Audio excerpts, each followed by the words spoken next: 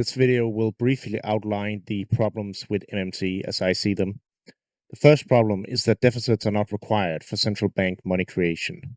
Proponents of MMT often assume that deficits are necessary in order to increase the money supply, which a growing economy needs. This is wrong. While buying and selling of government bonds is the usual way the Federal Reserve creates money in the US, there are many countries where this is not the case.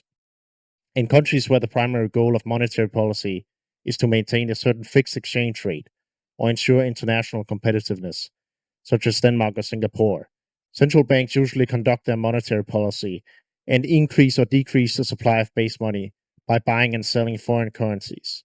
In principle, central banks can increase or decrease the supply of base money by buying or selling any asset, domestic or foreign.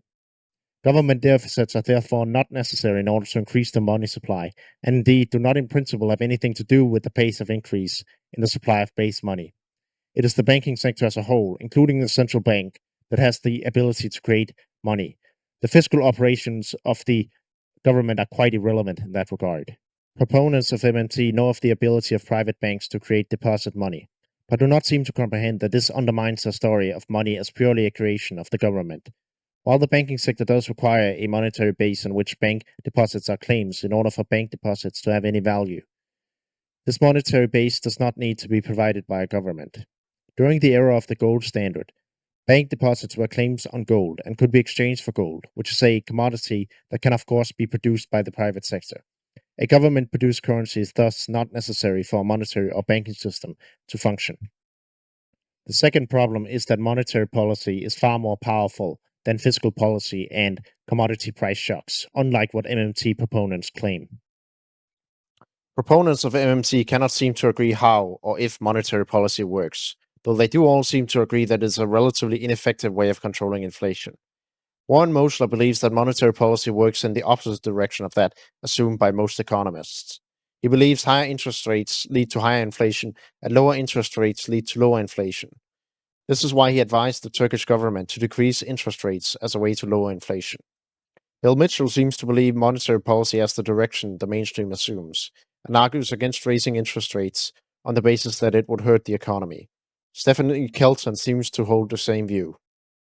Warren Mosler believes the high inflation in the US in the 70s and 80s was put to an end by lower oil prices, not the actions of the Fed, and this belief is shared by other MMT proponents. This is strongly contradicted by the empirical evidence, which shows that several advanced economies, such as Australia, continued having high inflation for many years after inflation had decreased significantly in the US, because their central banks took much longer to take decisive action against inflation. In Australia, inflation only began decreasing significantly in the 1990s.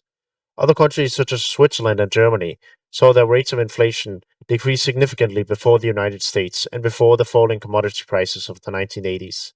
This is why most economists concluded that monetary policy, not commodity price shocks, explains the high inflation of the 70s and 80s. Furthermore, the US dollar price of oil and other commodities is of course itself affected by the monetary policy of the Federal Reserve. This is easy to see when considering the monetary policy of any other country with its own currency. Monetary policy affects the exchange rate of a currency and therefore affects the price in local currency of internationally traded commodities such as oil. There's no reason to think that the US is fundamentally different. An example of monetary policy dominating fiscal policy is Japan during the Abe administration. The deficit decreased significantly due to the increase in the VAT, but because of the expansionary monetary policy of Kuroda, nominal GDP growth increased significantly and the yen depreciated. The third problem is that giving elected politicians access to the printing presses is a bad idea. The claim that governments with their own fiat currency can in principle fund any amount of nominal spending is not controversial, and is accepted by virtually all economists. The question is whether allowing unlimited funding of deficits by money printing at the discretion of elected politicians is a good idea or not. Most economists believe it is not a good idea, supporting an independent central bank. Elected politicians, in particular, have a strong incentive to engage in expansionary monetary policy in the run up to an election, which will provide a boost to the real economy, but is likely to result in inflation later. Argentina provides an example of what can happen when a government comes to rely habitually on the money making power of the central bank to fund its deficits. The country has had for decades inflation above 10% due to this.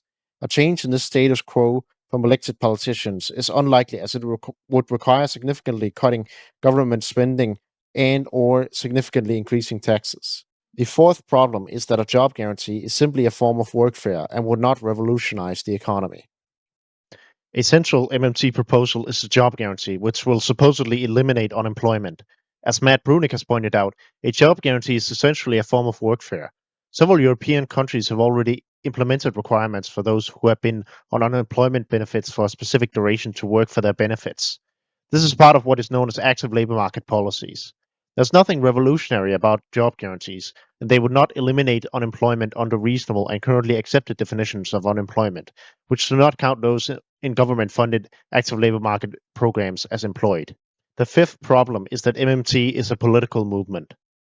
MMT advocates behave as a political movement.